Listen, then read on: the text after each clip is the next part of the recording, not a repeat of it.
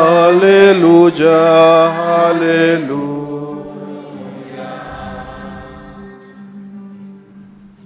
El Señor esté con ustedes. Proclamación del Santo Evangelio según San Mateo. Gloria a ti, Señor. En aquel tiempo envió Jesús a los 12 con estas instrucciones: vayan y proclamen por el camino que ya se acerca el reino de los cielos. Curen a los leprosos y demás enfermos. Resuciten a los muertos y echen fuera a los demonios. Gratuitamente han recibido este poder, ejérzanlo pues gratuitamente. No lleven con ustedes en su cinturón monedas de oro, de plata o de cobre. No lleven morral para el camino, ni 2 túnicas, ni sandalias, ni bordón, porque el trabajador tiene derecho a su sustento. Cuando entren en una ciudad o en un pueblo, pregunte por alguien respetable y hospédense en su casa hasta que se vayan. Al entrar saluden así: que haya paz en esta casa. Y si aquella casa es digna, la paz de ustedes reinará en ella. Si no es digna, el saludo de paz de ustedes no les aprovechará. Y si no los reciben o no escuchan sus palabras, al salir de aquella casa o de aquella ciudad, sacudan el polvo de los pies. Yo les aseguro que el día del juicio, Sodoma y Gomorra serán tratadas con menos rigor que esa ciudad. Palabra del Señor. Gloria a ti, Señor Jesús.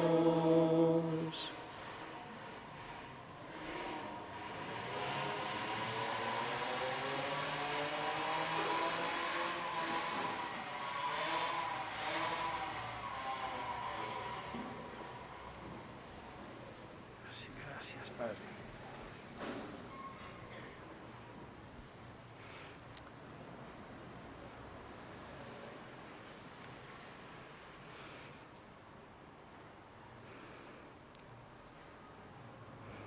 El Evangelio de hoy nos presenta el envío a los apóstoles a una misión. Y si nosotros nos ponemos a reflexionar, los que ya tenemos varios años, creo que hay varios hermanos que vivieron antes del Concilio Vaticano II, donde todo era diferente, la misa era con el sacerdote daba la espalda al pueblo y prácticamente no había ese espíritu, esa alegría, ese entusiasmo que hay hoy dentro de la Iglesia. ¿Y por qué se dio todo eso? En primer lugar, porque antes la Iglesia tenía cierto temor de dar a conocer la Sagrada Escritura por la Revolución Protestante, y porque la Revolución Protestante pues la interpretó a su manera, como sabemos, y uno de los puntos importantes que la Revolución Protestante negó es lo que ustedes han vivido y celebrado este día, que es la Eucaristía. Y de ahí viene un nuevo empuje, se podría decir, a la Iglesia, un empuje para la Iglesia, con negar la Eucaristía, y ahí surgió el famoso concilio tridentino, el concilio más largo de la historia de la Iglesia, que tuvo 15 años en concilio. Y el concilio defendió la Eucaristía. Y de ahí vinieron las devociones eucarísticas, vinieron las cofradías, vinieron las custodias para exponer la fiebre de querer conocer a Jesús sacramentado, y vinieron las custodias para exponerlo en el altar. Y desde ese entonces, pues, como que ha venido dándose esa fuerza, es Jesús, ¿verdad?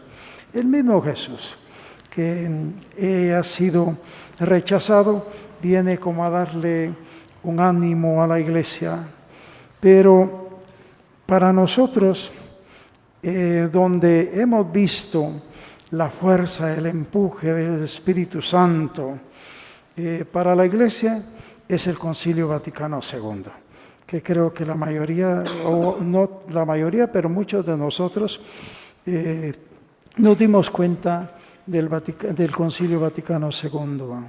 Nuestro primer obispo fue participante en el Concilio Vaticano II y vino a revolucionar, a hacer pensar, a cambiar muchas cosas que el Papa Juan XXIII, hoy San Juan XXIII, decía: lo que vamos a hacer es entrar a un cuarto, comparando a la Iglesia, a un cuarto donde no se ha abierto durante muchos años, y lo único que vamos a hacer es quitarle el polvo para que reluzca su realidad, para que reluzca su verdad.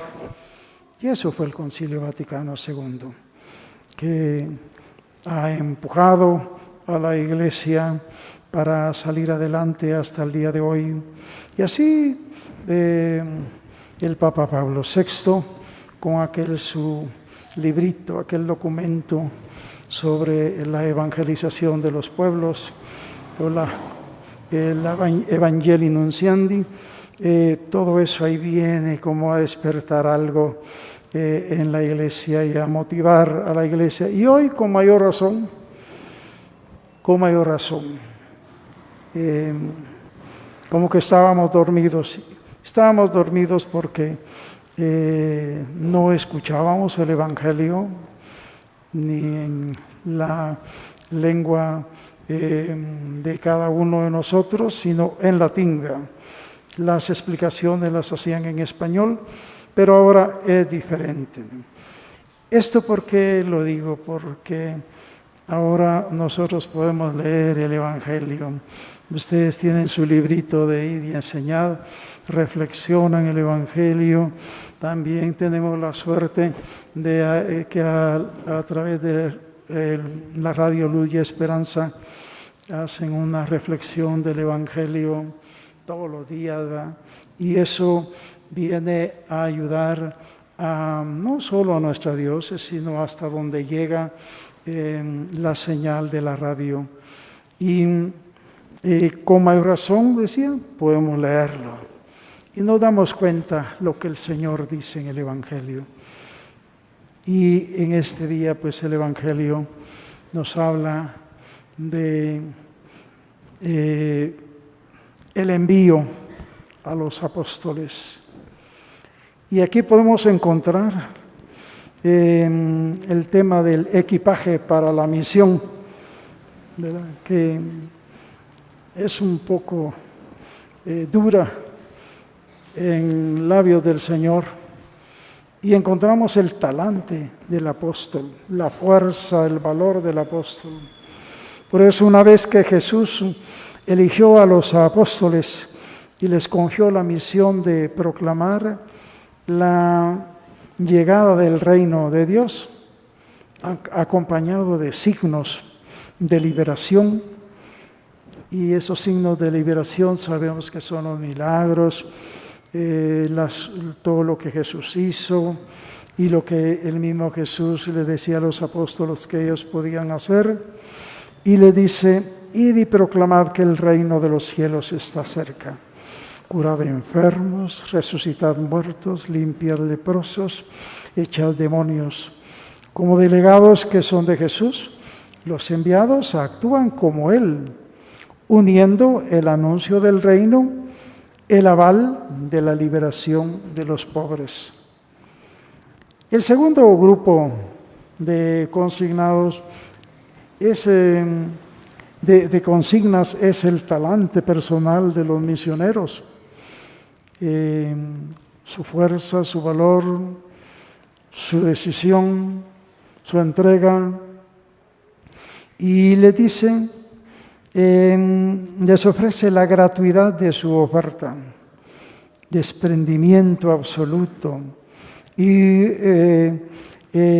relacionado con la paz, con los evangelizadores, y tanto en la hospitalidad como en el rechazo. Lo que habéis recibido gratis, dadlo gratis. No llevéis, dice, en la faja oro, plata, ni calderías, ni alforja para el sustento, para el camino. Todo esto para Jesús en aquel entonces, pues se podía hacer, o lo hicieron, pero hoy día pongámonos nosotros en el lugar de ellos. ¿Qué hacemos cuando nos envían a una misión? Ahora con este espíritu de las santas misiones populares que hacen visitas a otras parroquias, a otros lugares, ¿qué hacen? Lo primero es preparar el maletín, la mochila y llevar todo lo necesario, ¿va? Lo necesario, la pasta de dientes, el cepillo de dientes, sus cosas personales. Y fíjese que el Señor dice también que no hay que llevar otra vestidura, ¿va? Otra túnica. Imagínese. Entonces, el Señor es exigente en ese sentido. En aquel entonces, pues, se podía hacer por la cultura de la gente, pero ahora es diferente, ¿verdad? Eso no importa que tengamos esa delicadeza de prepararnos para la misión, porque vivimos en un mundo diferente, muy diferente, donde se necesita el aseo, donde tenemos que llevar las medicinas. En aquel entonces pues no había medicinas como ahora, hay que llevar las pastillas para cualquier enfermedad que tengamos, ¿no? Y el Señor lo comprende, lo sabe, todo va cambiando, pero el Señor lo acepta, lo conoce por la necesidad nuestra. Entonces, pero, ¿qué quiere decir todo eso? No llevar oro ni plata, hay que llevar unos centavos, ¿verdad? Porque, sí, hay que llevar, no se va a ir a solo así, aunque nuestros fieles son tan generosos a donde llegamos, ¿verdad? Son generosos, ¿verdad? Pero no podemos ir así. El Señor lo sabe, lo comprende. Ya no estamos en aquellos tiempos, como decimos, ¿verdad? Entonces tenemos que ir preparados para poder cumplir con esa misión y para estar tranquilos y para poder tener esa fuerza necesaria para evangelizar. Eso de no llevar oro ni plata, pues ni caldería ni alforja de sustento para el camino, eso quiere decir que tenemos que creer en la providencia divina, la providencia de Dios. Cuando llegamos a una casa, en aquel entonces, pues, cuando llegaba, si se llegaba, él decía que si no lo recibían bien, había que sacudirse el polvo de los pies, ¿verdad? Entonces, también se da eso hoy día, pero nosotros creemos en la providencia de Dios. y el Señor no nos va a desamparar en este trabajo tan hermoso al cual nos invita Él. En segundo lugar, también quiere decir que tenemos que manifestar y vivir la pobreza. Y también tenemos que reconocer la gratuidad como hizo el Evangelio. El equipaje, según Jesús, debe ser su palabra y su pobreza. Ese es especialmente. Es un equipaje que tenemos que llevar dentro de nuestro corazón. Su palabra y su pobreza. Tener el espíritu de pobreza. El cristiano que no tiene espíritu de pobreza está muy lejos de ser cristiano. Porque Jesús nos invita a desprendernos de todo. Todo lo demás le sobra.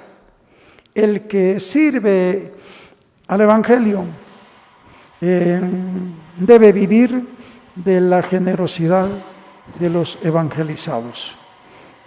Y esa generosidad viene de Dios. Dios es muy generoso. No nos va a abandonar en el momento más difícil. Si no lo han experimentado, algún día lo experimentarán, pero es algo muy maravilloso. Y en tercer lugar, la carta magna del apostolado. El discurso misionero es la carta magna del apostolado, válida para todo tiempo,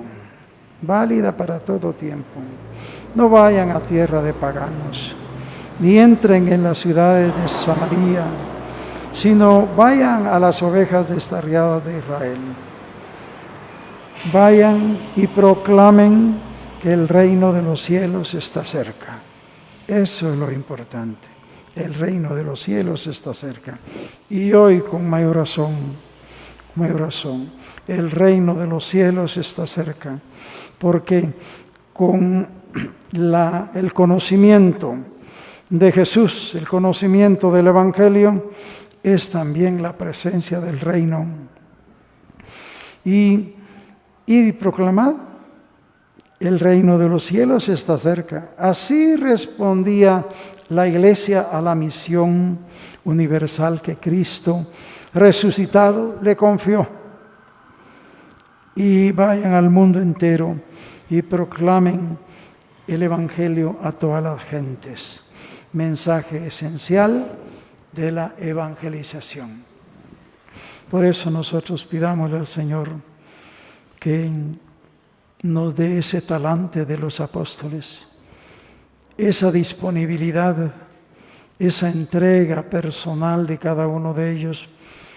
Y eso lo podemos descubrir leyendo los Hechos de los Apóstoles, las cartas de San Pablo, y todo el Nuevo Testamento, donde encontramos esa fuerza y ese valor, ese sentir fortaleza, no sentir miedo ante la invitación que Jesús hace a cada uno de nosotros para poder anunciar el reino de Dios.